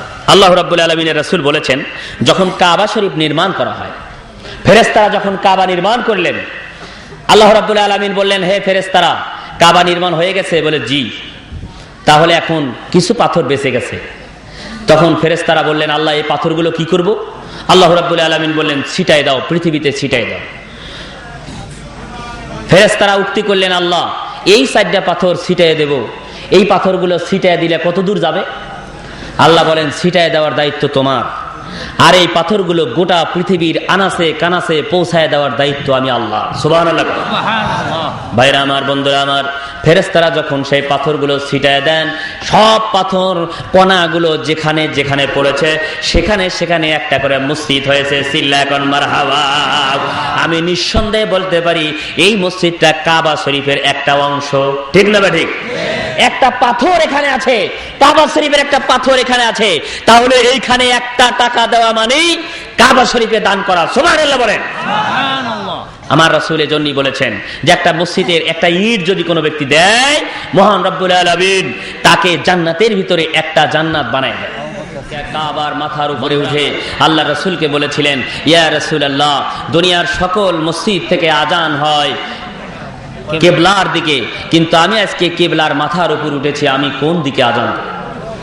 আল্লাহর নবী বিশ্বনবী সাইয়্যিদুল কাউনাইন ওয়া সাকালাইন জনাবে মুহাম্মদুর রাসূলুল্লাহ সাল্লাল্লাহু আলাইহি ওয়াসাল্লাম তিনি বলেন, বেলাল রে, তুমি আজকে কোন দিকে আজান দিবা? এই প্রশ্নটা তুমি করেছো, নিঃসন্দেহে তুমি একজন ম্যাগনেটওয়ালা মানুষ। তুমি যদি না বুঝতা তাহলে তো এই প্রশ্নটা করতা না। তোমার একটা দিক আছে, ওই দিকটা হলো কিবলার কিবলা, আর সেই কিবলার কিবলা হলো আমি বিশ্বনবী হলো কিবলার কিবলা। জোরে কোন মারহাবা। ও বেলাল রে, আমার চেহারার দিকে তাকায়া তুমি আজান দাও, কারণ কিবলার কিবলা হলাম আমি, আমার কিবলা হলো আমার আল্লাহ। মারহাবা বলেন। নবীজি আমার ডাক দিয়ে বলে, বেলাল তুমি কি জানো না আমি কেমন করে কিবলার কিবলা? বেলাল তখন ডাক দিয়ে বললেন, ইয়া রাসূলুল্লাহ, আমি জানতে চাই কেমন করে আপনি কিবলার কিবলা, এটা আমি দেখতে চাই, জানতে চাই। এমন সময় একজন সাহাবী এসে ডাক দিয়ে বলেন, ইয়া রাসূলুল্লাহ, একটা হাদিস এসে গেছে। কোন একদিন নবীজি আমার মসজিদে নববীতে বসে হাদিস দিচ্ছিলেন, ও সাহাবী একরামরা, কখনো কিবলার দিকে কোনো প্রস্রাব পায়খানা করবা না। হঠাৎ করে আল্লাহর রাসূল কোনো একদিন প্রস্রাব পায়খানার জন্য, ইস্তেনজার জন্য তিনি কিবলার দিকে বসে গেছে। একজন সাহাবী দেখে ফেলছে, ইয়া রাসূলুল্লাহ, আপনি কেন কিবলার দিকে ইস্তেনজা করলেন? নবীজি আমার এভাবে করার পর কোন এক সময় মসজিদে নববীতে বসে সাহাবীরা প্রশ্ন করে বলছে, ইয়া রাসূলুল্লাহ, আপনি কেন এটা করলেন? নবীজি বলেন, সাহাবীরা, তোমরা যখন আমার কাছে প্রশ্ন করেছো, সত্যি আমি বলি আমি কিবলার দিকে প্রস্রাব পায়খানা করেছি। বলে, হুজুর আপনি না করলেন, আপনি আবার কেন এটা করলেন? নবী আমার সেদিন বলেছিলেন, সাহাবী একরামরা, কাবা শরীফের যে মর্যাদা আছে তার চেয়ে আমি বিশ্ব নবীর মর্যাদা বেশি। তার মানে কাবার কাবা হলাম আমি, আমার কাবা হলো আমার আল্লাহ। চিল্লায় কোন মারহাবা। জোরে বলেন মারহাবা। একটু মহব্বতের সাথে জিকির দেন, সুবহানাল্লাহ আলহামদুলিল্লাহ লা ইলাহা ইল্লাল্লাহ। জোরে জোরে সুবহানাল্লাহ আলহামদুলিল্লাহ লা ইলাহা ইল্লাল্লাহ। আরো জোরে সুবহানাল্লাহ আলহামদুলিল্লাহ লা ইলাহা ইল্লাল্লাহ। আল্লাহ ছাড়া নাই গো মাবুদ এই ধরা তলে, আল্লাহ ছাড়া নাই গো মাবুদ এই ধরা তলে, দুনিয়াতে কামাই করলে আখেরাতে ফলে। জোরে জোরে সুবহানাল্লাহ আলহামদুলিল্লাহ লা ইলাহা ইল্লাল্লাহ সুবহানাল্লাহ আলহামদুলিল্লাহ লা ইলাহা ইল্লাল্লাহ লা ইলাহা ইল্লাল্লাহ মুহাম্মাদুর রাসূলুল্লাহ। সবাই পড়ুন সাল্লাল্লাহু আলাইহি ওয়াসাল্লাম। সম্মানিত উপস্থিতি, অত্র এলাকার প্রাণপ্রিয় বন্ধুরা, আমার মা ও বোনেরা, আপনাদের কাছে আমি করজোরে অনুরোধ করছি, আজকের এই মাহফিলের শেষ কনক্লুশনে সূরাতুল ফাতিহার 6টা জিনিস আমি আপনাদের মাঝে দিয়ে যেতে চাই। এই 6টা জিনিস যদি আমরা কেউ পালন করতে পারি, তাহলে আমাদের জন্য 100% গ্যারান্টি, নিশ্চয়ই আমাদের ভিতরে ম্যাগনেট সৃষ্টি হয়ে যাবে। সূরা ফাতিহার 6টা ব্যাখ্যা, 6টা জিনিস আমরা আজকে পাবো। একটা নাম্বার হলো, নামাজ পড়লে, রোজা রাখলে বা আলহামদুলিল্লাহ সূরার ব্যাখ্যা অনুযায়ী বা অর্থ জেনে যদি কোনো ব্যক্তি আল্লাহর কাছে মাথা নত করে বা ইবাদত করে, তাহলে সে 6টা জিনিস পেয়ে যাবে। আজকের সেই 6টা জিনিসের 3টা হলো মেয়েদের জন্য আর 6টা হলো পুরুষের জন্য। পুরুষরা এই 6টা কাজ না করা পর্যন্ত জান্নাতে যাওয়া সম্ভব, ম্যাগনেট সৃষ্টি হবে না। আর মেয়েরা যদি 3টা করে, তাহলে তার জন্য ম্যাগনেট হবে। আমি মা বোনদের জন্য আজকে একটা আলোচনাই করব, তা হলো প্রথম নাম্বার, আমরা যারা রেজেক খাই, হালাল রেজেক খেতে হবে। কি রেজেক খেতে হবে? হালাল রেজেক। আমরা যে পোশাক পরিধান করি, হালাল পোশাক পরিধান করতে হবে। এরপরে যে আমরা যে খাদ্যগুলো খাই, হালাল খাচ্ছি, পোশাক পরতেছি, এটাও কিন্তু হালাল হতে হবে। ভাইরা আমার, নাম্বার 3, যার পিতামাতা বেঁচে আছে তার জন্য খেদমত করতে হবে, যার পিতামাতা বেঁচে নাই তার বাবা মার জন্য দোয়া করতে হবে। 3। 4 নাম্বার, যাদের স্ত্রী আছে স্ত্রীদেরকে পর্দায় রাখতে হবে, আর স্ত্রী এবং স্বামীর ভিতরে ভালোবাসা সৃষ্টি করতে হবে। 5 নাম্বারের যে গুণ লক্ষ্য করুন, 5 নাম্বার হলো আল্লাহ রাব্বুল আলামিনের হুকুম আহকামগুলো সঠিক নিয়মে পালন করা। 6, তাহাজ্জুদের নামাজ যতদূর সম্ভব রাত্রে জাগরণ করে তাহাজ্জুদ পড়া।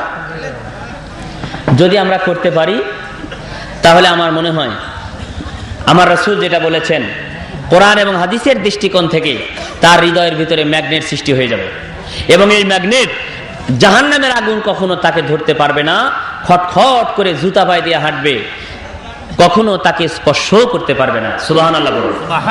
আর মা বোনদের জন্য 3টা, তারা তো এমনি হালাল রেজেক খায়, পুরুষেরা কামাই করে নিয়ে স্ত্রীদের খাওয়ায়। তার মানে কোনো মা বোনদের যদি বলা যায় যে স্বামী যা কামাই করে চুরি করেও যদি আনে, নিশ্চয়ই তার স্ত্রীরা বলবে যে স্বামী যা আনছে এটা আমার জন্য হালাল। তুমি যদি চুরিও করো এটা তোমার ব্যাপার, ডাকাত দিবে এটা তোমার ব্যাপার। তার মানে সকল স্ত্রীরা স্বামীদের কামাই খায়, হালাল রেজেক খায়। সুবহানাল্লাহ। সকল স্ত্রীরা যে কাপড় চোপড় পরে, হালাল কাপড় চোপড় পরে। স্ত্রীদের জন্য অত্যন্ত সহজ, নারীদের জন্য জান্নাতে যাওয়া সহজ, কারণ তারা হালাল রুজি খায়, হালাল পোশাক পরে। আর বাকি যে কাজগুলো, বাবা মা নাই, স্বামীর ঘরে চলে আসছে, এখন তার জন্য কাজ স্বামীর খেদমত করা। এমন খেদমত করেন না গলায় ফাঁড়া দিয়ে আবার মারিয়ে। কিছু কিছু এলাকায় কিন্তু স্বামীর খেদমত এভাবে করে। কিভাবে করে? কয় কালু আর কালুর মা। লোকটার নাম কালু, এই কালুর মা আর কালুর বাপ নামে 2 জন ব্যক্তি। এই মেয়েটা স্বামীর খুব খেদমত করে। হুজুর আলোচনা করছে যে স্বামীর পায়ের তলে বলে বেহেশত। আসলে স্বামীর পায়ের তলে বেহেশত নাই, স্বামীর পায়ের তলে আছে জুতা, আর মায়ের বাপের পায়ের তলে জান্নাত। জোরে কোন সুবহানাল্লাহ। মায়ের পায়ের তলে জান্নাতের কথা আছে, কিন্তু স্বামীর পায়ের তলে আছে জুতা। একজন হুজুর ওয়াজ করছে স্বামীর পায়ের তলে জান্নাত। এখন ওই মেয়েটা রাত্রে ঘুম আসছে, স্বামীও ঘুম আসছে কাছে, রাত্রে ঘরের থেকে বারাতি কয় হুজুর কইছে স্বামীর পায়ের তলে বলে বেহেশত। মেয়েটা বাইরে যাওয়ার জন্য বের হচ্ছে, হঠাৎ করে তার গলার মধ্যে পাড়া পড়ে গেছে। স্বামী ক্যাঁক করে উঠছে, এখন শিক্ষুর দিয়ে উঠতেছে, এই কালুর মাও কি করলি, আমার গলায় পাড়া দিয়ে দিলি। তখন স্বামী চিৎকার শুনে বউ বলতেছে, কালুর বাপ পাড়া কোন জায়গায় লাগছে? বলে গলায় রাখছে। কয় আলহামদুলিল্লাহ। বলে গলায় পাড়া দিয়ে তুমি আলহামদুলিল্লাহ কাও, ঘটনা কি? কয় কালকে হুজুর কয়ে গেছে যে স্বামীর পায়ের তলে বলে বেহেশত, তোমার যে পায়ে ভাড়া নাগে না, এই জন্য আল্লাহ শুকরিয়া আদায় করতেছে। পায়ে ভাড়া নাগলে আমার জান্নাত গুলা বাইঙ্গিয়া খান খান হয়ে যেত। অতএব এরকম মা বোনদের অনুরোধ করি, স্বামীর গলায় ভাড়া দিয়ে আলহামদুলিল্লাহ কইল। স্বামী স্ত্রীর ভিতরে ভালোবাসা আনুন। বাবা মা ছাড়িয়ে আপনি স্বামীর বাড়িতে আসছেন, স্বামীকে ভালোবাসুন, শ্বশুর শাশুড়িকে ভালোবাসুন, নিশ্চয়ই আপনারাই আগে বেহেশতে যাবেন। স্বামীদের চেয়ে স্ত্রীদের জান্নাত অতি সহজ। আসুন আমরা আমাদের নিজের অন্তরকে সূরা ফাতিহার আলোকে, কোরআনের আলোকে গড়ি। আল্লাহ যেন আমাদের এই ম্যাগনেটটাকে কঠিন আকারে জান্নাতি করে তৈরি করে। জোরে বলুন আমিন। ওয়া আখিরু দাওয়ানা আনিল হামদুলিল্লাহি রাব্বিল আলামিন। এখন দোয়া করব, আস্তাগফিরুল্লাহ রাব্বি মিন কুল্লি জামবি ওয়া আতুবু ইলাইহি, আস্তাগফিরুল্লাহ রাব্বি মিন কুল্লি জামবি ওয়া আতুবু ইলাইহি, আস্তাগফিরুল্লাহ রাব্বি মিন কুল্লি জামবি ওয়া আতুবু ইলাইহি, লা হাওলা ওয়ালা কুওয়াতা ইল্লা বিল্লাহিল আলিয়্যিল আযীম। হুজুর দোয়া করেন, সবাই দোয়া করি। আল্লাহুম্মা আমিন। রব্বানা যালামনা আনফুসানা ওয়া ইল্লাম তাগফির লানা ওয়া তারহামনা লানাকুনান্না মিনাল খাসিরিন। রব্বানা তাকাব্বাল মিন্না ইন্নাকা আনতাস সামিউল আলিম ওয়া তুব আলাইনা ইন্নাকা আনতাত তাওয়াবুর রহিম।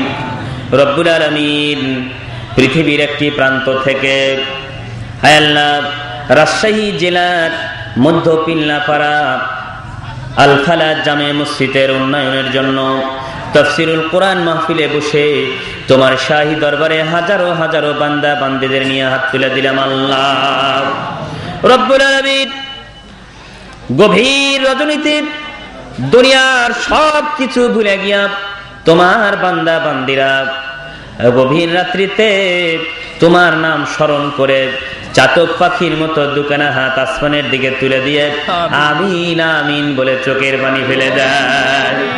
রব্বুল আলামিন, মেহেরবানি করে আমাদের জীবনের গুনাহগুলা তুমি মাফ করে দাও। আল্লাহ তাআলা, চাতক পাখি আকাশের দিকে তাকায়া পানি পানি বলে চিৎকার মেরে কান্দে।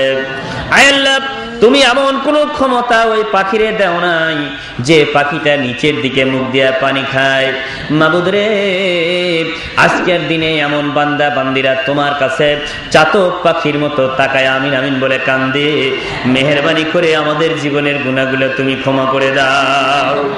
রব্বুল আলামিন, আজকের এই তাফসীরুল কোরআন মাহফিলে মাগরিবের পর থেকে নিয়ে এত রাত পর্যন্ত, গভীর রাত পর্যন্ত দুনিয়ার সব অফিস আদালতে তালা পড়ে গেছে। আল্লাহ, দুনিয়ার সকল দোকানপাটে তালা পড়ে গেছে। মাবুদ রে, রাত্রি যত গভীর হয় দুনিয়ার সকল অফিস আদালতে বন্ধ হয়ে যায়। রাত্রি যত গভীর হয় আল্লাহ, তুমি তোমার রহমতের দরজা তত খুলে দাও।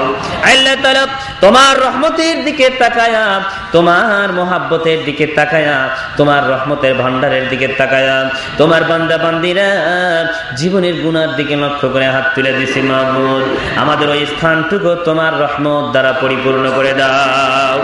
রব্বুল আলামিন, আজকের এই মাহফিলের যতগুলো আলেম ওলামা আমরা যারা কথা বলেছি, মাগরিবের পর থেকে নিয়ে পর্যন্ত কোরআন ও হাদিসের অসংখ্য আয়াত পড়া হয়েছে, তাসবিহ তাহলিল দরুদ মিনাত যা কিছু আমরা পড়েছি, আল্লাহ এর সবগুলো কোটি কোটি গুণ বাড়ায় দিয়া বিশ্বনবী পাকের রওজা মুবারকে পৌঁছায়া দাও। রব্বুল আলামিন, তোমার নবী প্রেমিক বন্ধুরা, আল্লাহ তোমার ভালোবাসার বান্দারা আজকে এত রাত্রিতে মা বাবার কথা স্মরণ করে, নিজের হৃদয়ের কথা স্মরণ করে, স্ত্রী পরিবারের কথা স্মরণ করে, দাদা দাদি নানা নানির কথা স্মরণ করে, দুনিয়ার সব শয়তানি ফেরতবাজ থেকে মুক্ত হয়ে তোমার কোরআনের মাহফিলে হাজির হয়েছে। আল্লাহ, তুমি তো কোরআন শরীফে বলেছো, ইদা যুকিরাল্লাহু ওয়াজিলাত কুলুবুহুম ওয়া ইদা তুলিয়াত আলাইহিম আয়াতুহু সাদাতহুম ঈমানা। আল্লাহ কোরআনের মাহফিলে যারা যায় আল্লাহ তুমি তাদেরকে গ্যারান্টি দিয়ে দিছাও তারা ঈমানদার। রব্বুল আলামিন তুমি তো ওয়াদা করেছো ফেরার সময় সবাইকে তুমি পূর্ণ ঈমানদার বানায়া ফিরাইবা। আল্লাহ তাআলা আমরা তোমার কাছে ঈমান চাই, মেহেরবানি করে আমাদেরকে তুমি পূর্ণ ঈমানদার না বানায়া বাড়িতে ফিরাইও না। আল্লাহ ঈমানদার না বানায়া মৃত্যু দিও না, ঈমানদার না বানায়া আমাদের হাত নামার দিও না। রব্বুল আলামিন আজকের এই মসজিদে আয়োজিত তাফসীরুল কোরআন মাহফিলে যত মানুষ হাজির হয়েছি, হাজার হাজার বান্দা বান্দির ভিড়, জানি না কার বাবা দুনিয়া থেকে বিদায় নিয়ে চলে গেছে, জানি না কার মা বাবাকে পৃথিবীর বুকে রেখে অন্ধকার কবরের মধ্যে চলে গেছে। আল্লাহ রব্বুল আলামিন মেহেরবানি করে আজকের এই মাহফিলের ইজ্জতের খাতিরে ওই আব্বা এবং মার কবরখানা তুমি জান্নাতের বাগিচা বানিয়ে দাও। রব্বুল আলামিন বিশেষ করে এই মাহফিলের প্রত্যেকটা সদস্যদেরকে তুমি কবুল এবং মঞ্জুর করে দাও। এই এলাকার সকল মানুষ আমাকে ভালোবাসে আল্লাহ, কি যেন নাম শোনার পরে হৃদয় দিয়ে আদর করে, মহব্বত করে। রব্বুল আলামিন জানি না কোন সুতায় গাঁথা এ যেন বিনা সুতার মালা। রব্বুল আলামিন এলাকার প্রত্যেকটা মানুষের প্রতি মহব্বত ভালোবাসার সৃষ্টি করে দাও, ঈমানি মহব্বত, আল্লাহ তোমার রাসূলের মহব্বত করার তৌফিক দাও। রব্বুল আলামিন এলাকার অনেক বন্ধুরা আমাকে ভালোবাসে, নাম ধরে ধরে আমাকে ডাক দেয়া ফোনের মাধ্যমে আদর করে, মহব্বত করে। আল্লাহ আয় আল্লাহ এলাকার আব্দুর রাজ্জাক ভাই, শাহিন ভাই, মশিউর ভাই সহ আমার বিলাল ভাই, শফিক ভাই, আহারে আমার কাছের আদরের ভাই জাহাঙ্গীর ভাই সহ অনেক বন্ধুরা আমার আছে, আজকেও ফোন দিয়ে দোয়া চায়, আমার সাথে বুকে জড়ায় নেওয়ার জন্য কত আদর করে পাশে দাঁড়ায় যায়। রব্বুল আলামিন এমন বন্ধুরা অত্র এলাকার অনেক আলেম ওলামারা, আল্লাহ মাদ্রাসার অনেক সুপার প্রিন্সিপাল, অনেকেই আমার সঙ্গে ভালোবাসার অন্ধিত্ব দিয়ে আল্লাহ দোয়া চায়, মেহেরবানি করে সবাইকে তুমি কবুল এবং মঞ্জুর করে নাও। রব্বুল আলামিন এত রাত পর্যন্ত কোন মাহফিলের সভাপতি বসে থাকে এটা দেখা যায় না আল্লাহ। আয় আল্লাহ বৃদ্ধ মানুষ, অসুস্থ মানুষ এত রাত পর্যন্ত বসে বসে কোরআন এবং হাদিসের আলোচনা শুনেছে আল্লাহ, আমি আমার শ্রদ্ধেয় মুরব্বীর জন্য প্রাণ খুলে দোয়া করি আল্লাহ তুমি আলহাজ আব্দুস সুবহানকে তুমি কবুল করে নাও। আল্লাহ ইন্তেজামিয়া কমিটিকে তুমি কবুল করো, আমার ভাইজান আলেম ওলামার দলদের তুমি কবুল করে নাও। রব্বুল আলামিন এই মাহফিলকে সরঞ্জাম দিয়েছে যে সমস্ত মিউজিক গুলো, যে সমস্ত স্যাটেলাইট গুলো, আল্লাহ মধ্যম গুলো, যারা আজকের এই সুন্দর আলোচনার জন্য যারা সহযোগিতা করেছে, আল্লাহ কি সুন্দর সাউন্ড দিয়ে, আল্লাহ ভিডিও দিয়ে, ক্যামেরা দিয়ে যারা অক্লান্ত পরিশ্রম করে সহযোগিতা করেছে গোটা বিশ্বের মধ্যে এই আলোচনা পৌঁছায় দেওয়ার জন্য, আল্লাহ তুমি সবাইকে দ্বীনের পথে কবুল করে নাও। রব্বুল আলামিন ইন্তেজামিয়া কমিটি অনেক দিন হলো, এতদিন পর্যন্ত অক্লান্ত পরিশ্রম করে টাকা দিয়া, অর্থ দিয়া, সম্পদ দিয়া, ব্রেন দিয়া, শ্রম দিয়া অনেক কষ্ট করেছে, আল্লাহ তুমি তাদেরকে কবুল মঞ্জুর করে নাও। আল্লাহ গো এই চিল্লাপাড়ার মসজিদ খানা তোমার হাতে দিয়ে দিলাম, মধ্য পিল্লাপাড়ার মসজিদ মাবুদ তোমার কুদরতি হাতে দিয়ে দিলাম, অত্র এলাকার সকল মানুষ, সকল ব্যক্তিদের তোমার কুদরতি হাতে দিলাম। আসমানি বালা, জমিনি বালা, রুহানি বালা, সমস্ত বালা মুসিবত থেকে হেফাজত করো আল্লাহ। রব্বুল আলামিন অত্র প্রতিষ্ঠানের জন্য কত সুন্দর মিডিয়া সেন্টারে যে ভাই আমার কাজ করতেছে, আমার আহারে আলী হাসান ভাই, কি সুন্দর করে ভালোবাসার মহব্বতের গাথা, আল্লাহ তুমি তারে কবুল এবং মঞ্জুর করে নাও। বিশেষ করে অত্র এলাকার সকল ব্যক্তির জন্য প্রাণ খুলে দোয়া করি, মেহেরবানি করে সবারকে তুমি কবুল করে নাও। রব্বুল আলামিন শেষ মোনাজাত করার আগে একবার দোয়া করতে যাই, আমাদেরকে নবীর রওজায় না নিয়ে মৃত্যুবরণ করো না। মনে বড় সব জাগে রাসূলের রওজার পাশে দাঁড়ায় আত্মা ভরে একবার সালাম দিয়া দে। আল্লাহ তাআলা মনে বড় ইচ্ছা জাগে একবার কাবার পাশে গিলাপ ধরে পাথরের মধ্যে চুমা দিয়া জীবনের গুনাহগুলো মাফ চাই আল্লাহ। মদিনার মাটিতে না নেওয়া পর্যন্ত আমাদের মৃত্যু দিও না। রব্বুল আলামিন আমার মা বোনরা অনেকে হাত তুলেছে, কোন নিয়তে জানি না, আল্লাহ তুমি তাদেরকে হায়াত দারাজ করে দাও, ঈমান মজবুত করে দাও, ভালোবাসার বন্ধন সৃষ্টি করে দাও। আল্লাহ যাদের সন্তান নাই সন্তান দাও, যাদের ছেলে নাই ছেড়ে দাও, মেয়ে নাই আল্লাহ একটা মেয়ে দিয়ে কলিজা ঠান্ডা করে দাও। রব্বুল আলামিন এই দুনিয়া 3.5 মিনিটের দুনিয়া ছেড়ে আমাদেরকে বিদায় নিয়ে কবরে যেতে হবে আল্লাহ। আল্লাহ তাআলা কবরের কথা স্মরণ করে আমার ভাই বন্ধুরা হাজার হাজার টাকা মসজিদের জন্য দিয়েছে, আল্লাহ তুমি কবুল করে নাও। আল্লাহ অনেকে সিমেন্ট দিয়েছে আর অনেক কিছু দান করেছে, মেহেরবানি করে তুমি কবুল এবং মঞ্জুর করে নাও। আল্লাহ অনেকে অনেক টাকা দিয়েছে, কবুল করো। আজকের এই মাহফিলের সকল অতিথিদেরকে তুমি কবুল করো রব্বুল আলামিন। শেষ ফরিয়াদ একটাই, বিদায়ের সময় আমাদের কখন এসে যায় জানি না আল্লাহ, কখন আমাদের সামনে আজরাইল এসে হাত জোর করে সোজা করে রিয়া দাঁড়ায় যাবে, 1 সেকেন্ড সময় দেওয়া হবে না। মাবুদ রে, জানি না কার বা দুনিয়ার পথ বন্ধ হয়ে গেছে, কার বাড়ি যে উঠে গেছে, কার জীবনের পাতা ডাল থেকে ছুটে নিচে পড়ে গেছে আল্লাহ জানি না। কোন বা বাঁশের ঝাড়ের বাঁশ আমাদের কবরের খাবাচি হওয়ার জন্য অপেক্ষা করতেছে আল্লাহ রব্বুল আলামিন।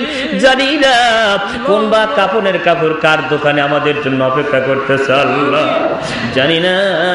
কার বা কবরের মাটি কার জন্য কবরে দৈনিক 40 বার করে হাতছানি দিয়ে ডাকতেছে রব্বুল আলামিন।